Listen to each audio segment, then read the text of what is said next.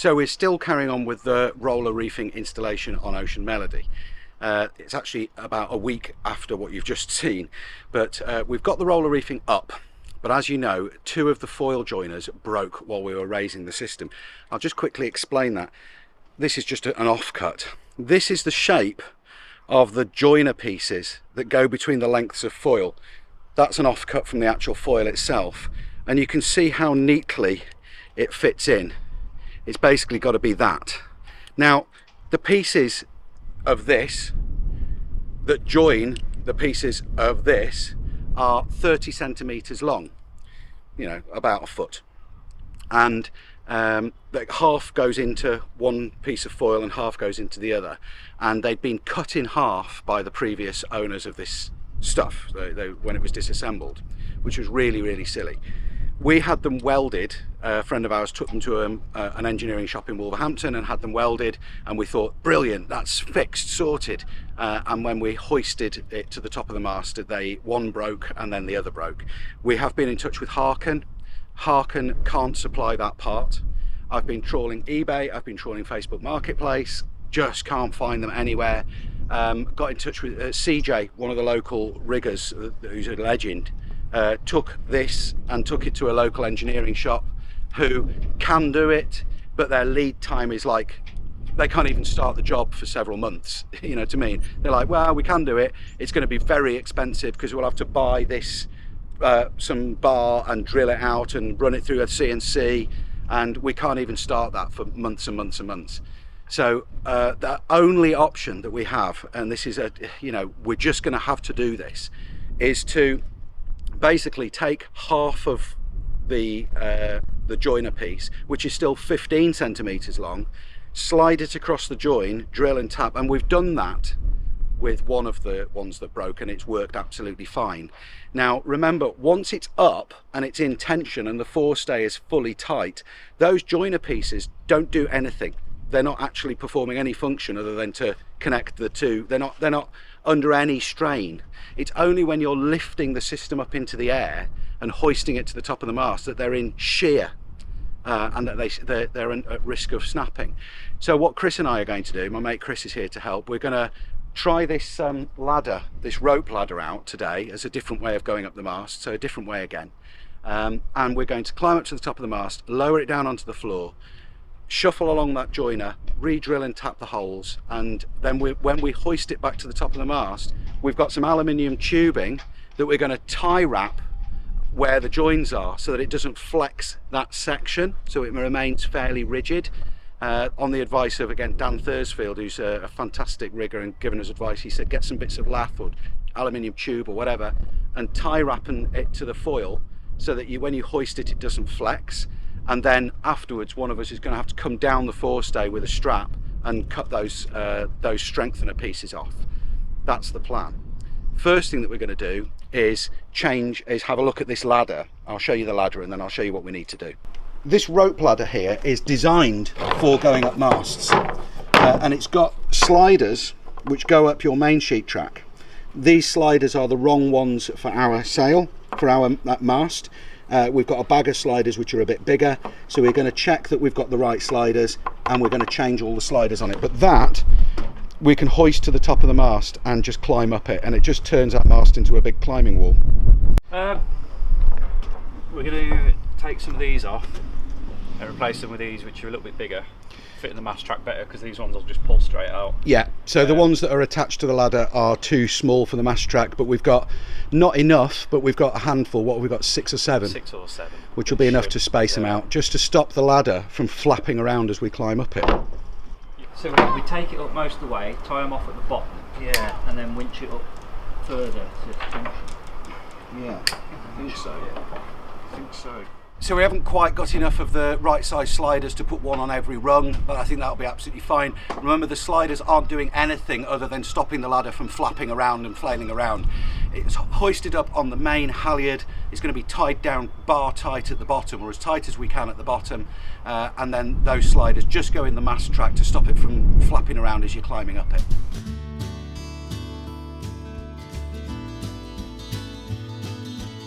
Right, we're all set up for me to go back up the mast. I don't like going up, it scares the bejesus out of me every time. But we've got this mast ladder up and it's really, really good. I've done a couple of test climbs and it seems to be working absolutely fine. We've done something clever with the temporary forestay as well. I'll show you this. For the temporary forestay, we've actually taken off the main sheet from the main sheet track and we've got it attached to the stem.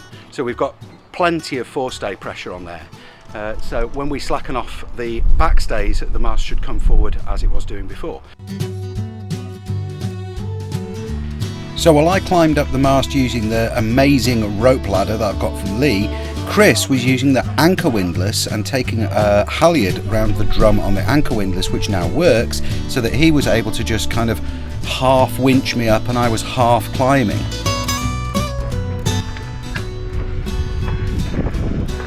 Oh, I haven't got anything to clip on with. Yes, you have. You've got 2 strong webbing loops, and in any case, Chris is winching you up on the halyard using the anchor windlass. Keep going.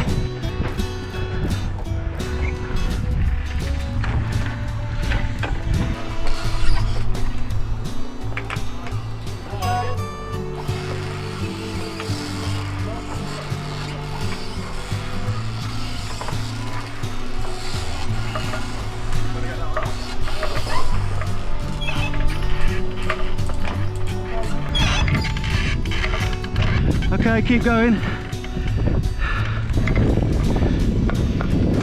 Stop.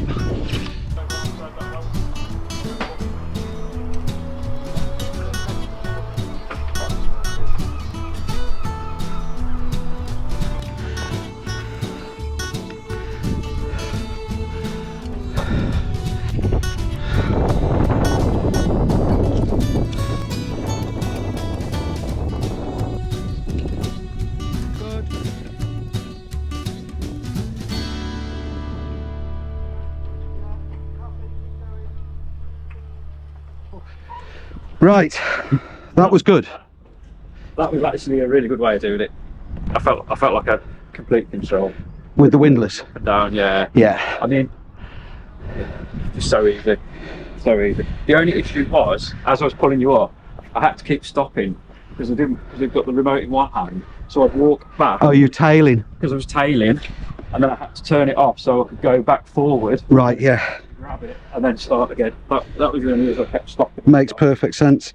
But I mean, God, this harness is tight now. it must have been a lot more reassuring if you're constantly being pulled. Yes. As you were climbing. As I'm climbing, And it was just, you're not just taking the slack, you're actually taking me up half, you know. Yeah, you're but we're not relying completely on the windlass to take me up because I'm sort of half climbing. Yeah. No, that was good. And then the thing is, if you fall, there's no anything's under tension, so there's no. Yeah, there's no shock. Anything. It's just No.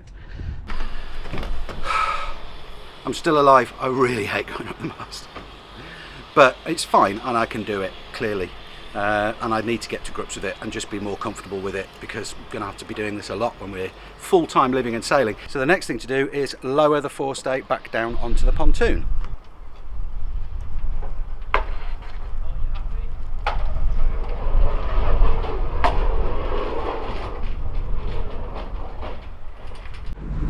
So I think we can safely say that the repair that we did on the one that broke before has definitely worked. Yeah, just withstood that. It's just withstood that and hasn't snapped. Next step is to undo the foil joiner, slide half of it across, drill some new holes, tap some new holes.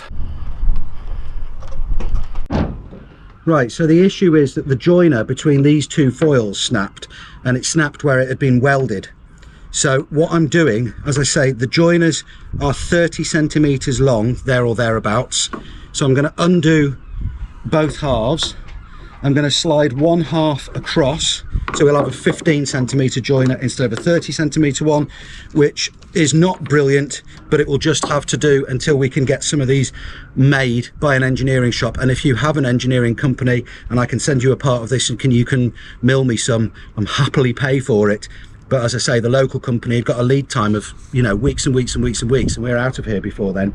So I'd rather you use one of you guys who's got an engineering company and can do it and then post them to us. I'm just going to slide this piece across, drill some new holes, tap them, and then I'm going to thread lock them all and it should be ready to go back up. So the tools for this job are a drill, a set of drill bits, a set of taps, a tap driver handle, a file, a centre punch, a hammer and a screwdriver.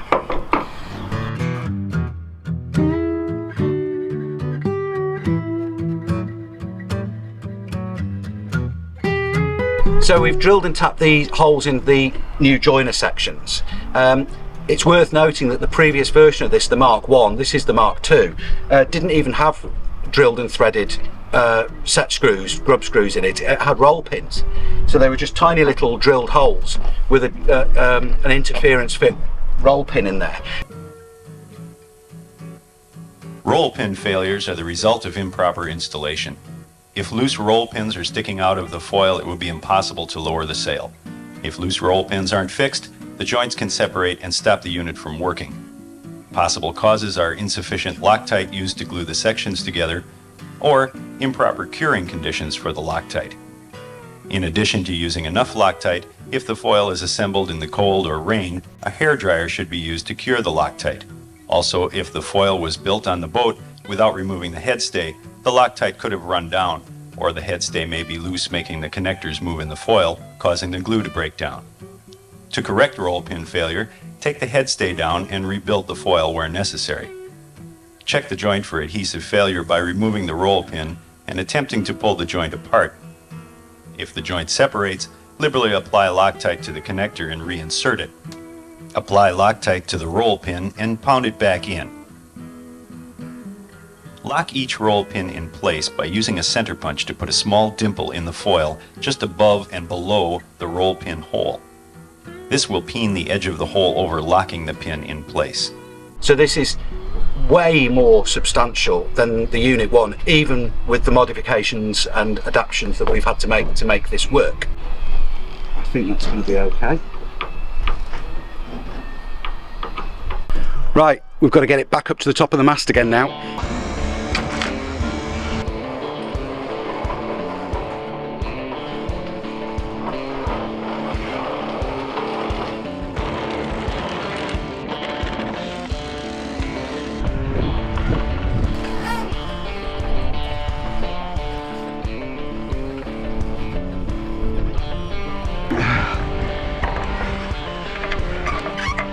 Keep going.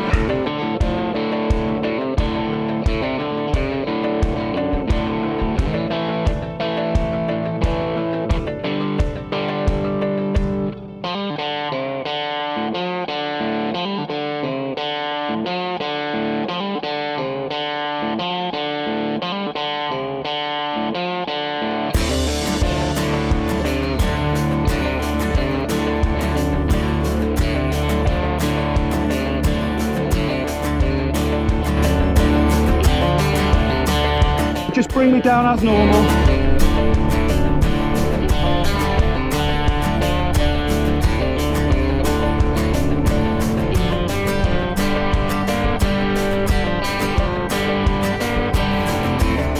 The roller reefing unit is at the top of the mast, the split pin is in, the cotter pin is in, the split pin is in. We didn't break it putting it back up. Those joiners will never be under as much tension as they were when we were hoisting it, because when it's bending like that and you've got that catenary effect, that's when those joiners are under shear force. Once it's in tension and the headstay is running up the middle of it and it's all bar tight, they're never going to be under that kind of tension. The next thing to do then is to reattach the roller reefing drum to the stem.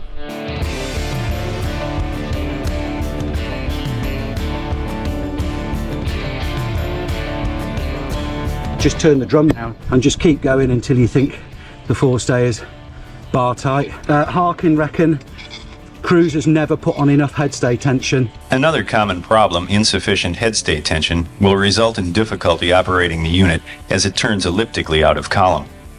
Generally, cruising sailors carry insufficient headstay tension. And they're always like, more, put more on, put more on, put more on. Oh, really? Yeah. You wind this up, and that's your locking collar. Yeah. For your stay lock fitting. At the bottom you have this star washer which locates onto a couple of little pins.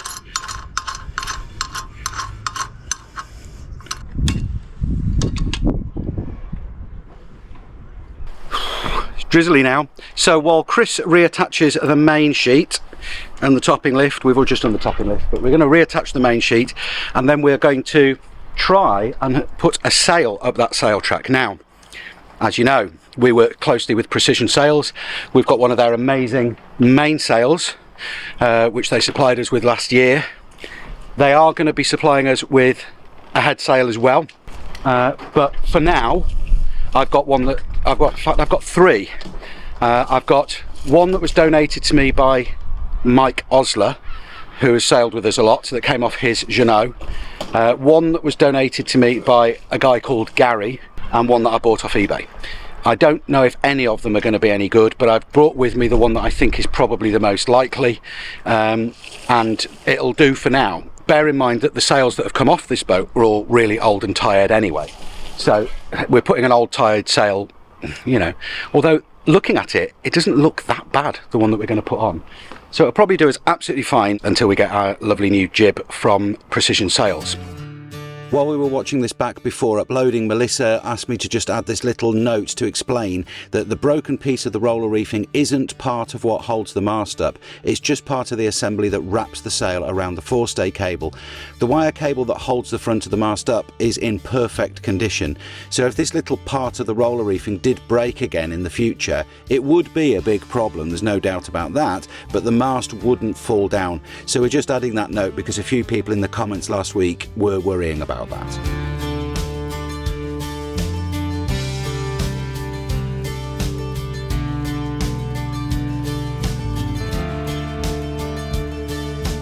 So what are your thoughts on this second-hand sail that we've got currently, and what will you guys do the same or different?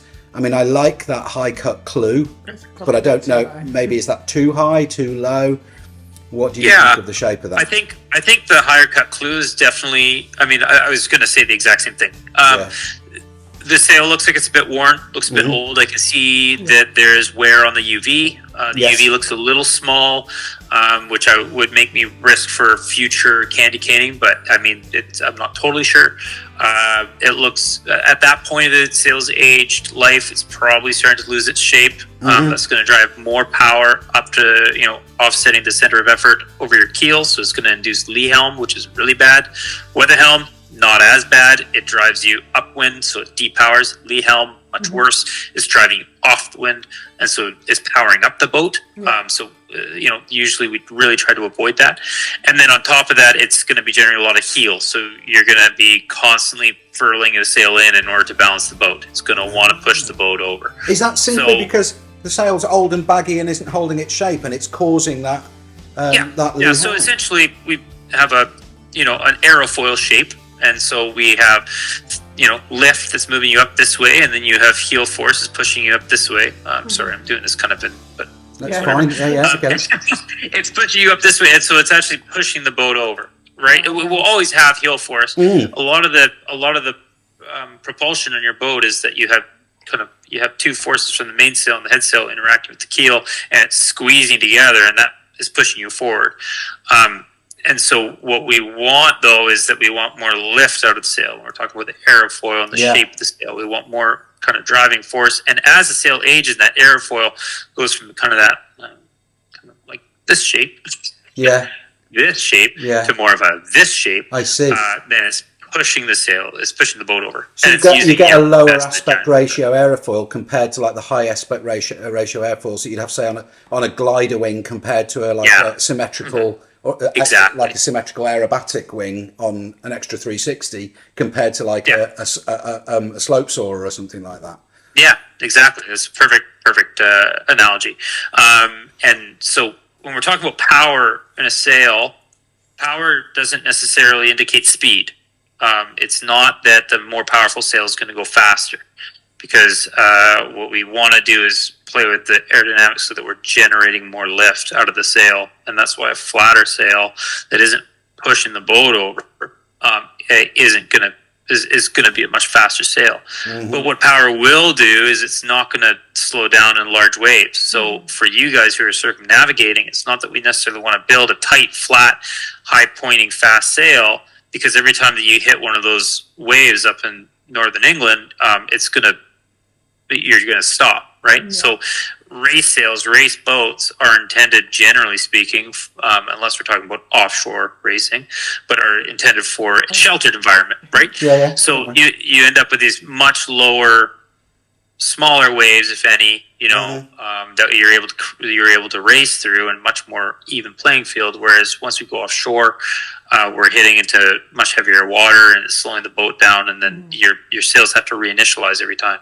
So we want your sails to be powerful, but we also want to future-proof them so they're not bagging out over too quickly. It's always a big balancing act. And this is part of the mentality we have here, even when we're doing like sail consultants.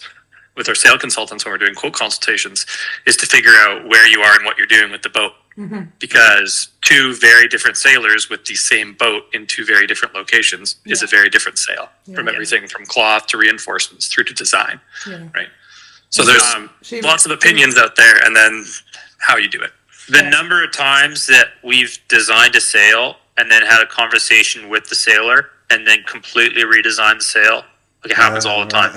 It just because if I find out that the sailor was racing for 40 years and now this is his retirement boat, I guarantee he's going to sail that boat like a racer's going to sail a boat. And he's not going to be happy with it until he can, in which case we have that conversation. Well, what do you want to do with the boat? She raced offshore, so she came with six head sails, six or seven head sails. I think she's got in the complement, and they're all knackered. Every one of them has been flogged. So as far as the clue height, which you mentioned, I think that a high clue height, given your sheeting position, presumably it sheets well, and when we get measurements from the boat, then we'll take a look at that and make sure that will it be the same clue height, will it be a little bit lower? I would say that just offhand it looks like it's a pretty high clue height, but we'll take some decide how high I had to make it so that it sheets properly to the track. I'm getting off topic. We just need a good sail to go sailing. So it's so easy to do. It's so easy to do. Yeah, I know. So what do you? What is the recommendation from Precision Sails then for our first general purpose furling Genoa? What is that? What are you thinking? We're in your hands. Sure. I would say 500 series Dacron cross cut, 135 sail with foam luff with a 4.5 to 6 foot clue, depending on your track position. Nice. Amazing. That sounds amazing. And then, we'll shape it for ocean cruising and circumnavigation so that we have nice, powerful sail. Bob's your uncle, should be good to go. Right, we are ready to fill the sail in and then go home. It's not perfectly set up, but it's pretty close. We've got the furling line going down through the stanchion rails. We've got them all going to winches. It's loose enough that you can actually furl it in just hand over hand. But we're going to fill this in and then we should be done for the day.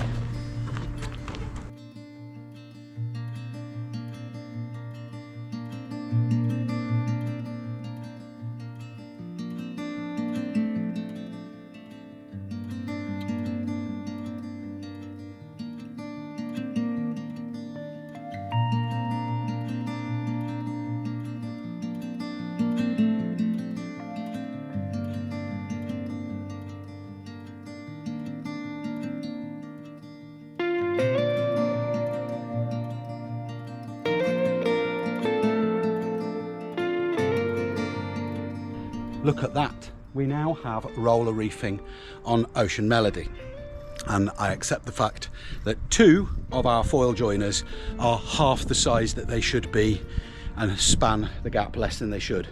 Personally, I think they're more than strong enough. I think they were over-engineered to start with, and they're going to be absolutely fine. I do want to get some new ones made. If you have an engineering firm and I can send you a piece, to make me some lengths of it, some lengths of these joiners, that would be great. I'm perfectly happy to pay for that, and then you can post them to us wherever we are, or if you know of an engineering firm that can do this, that would be fantastic. But I, for one, I'm totally happy to use that system as it is right now. I don't think it's going to break, to be honest. I think it's going to be absolutely fine. More to the point, if you actually have an old one of these and you've got some spare joiners, that would be even easier. Right, we're done. All that's left for me to do now then is tidy up, load the car and go home and be a dad again.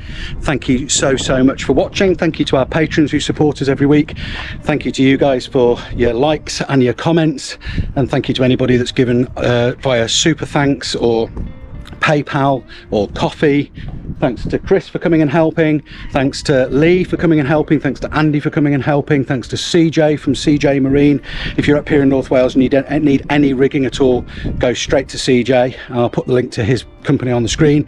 Thanks to Dan Thursfield for sending me the toggles for the forestay. So if you're down on the south coast or anywhere in the country and you want to buy rigging components, go to Thursfield, Dan Thursfield. I think they're Peterson rigging, and he sent me some parts, so that's fantastic. We'll see you next week, guys. It's all happening. We are moving out of the house on the weekend of the 11th of May.